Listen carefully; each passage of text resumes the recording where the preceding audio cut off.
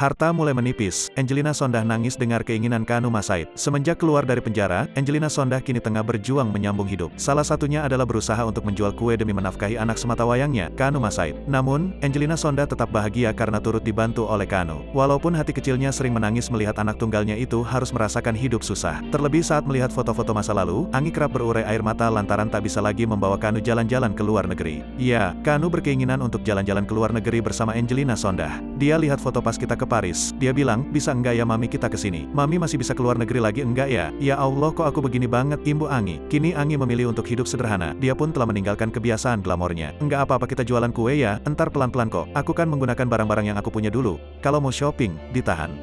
Entar aja kalau ada rezeki, akui Angi. Tak cuma Angi, Kanu pun ikut memiliki sikap dewasa dengan mengalah pada keadaan. Oh iya Kanu enggak usah beli sepatu kok mami. Beli meja makan oma opa aja dulu, kata Angi seraya menangis. Mengakhiri ceritanya, Angi berterima kasih kepada sang putra karena telah membantunya dalam berjualan kue.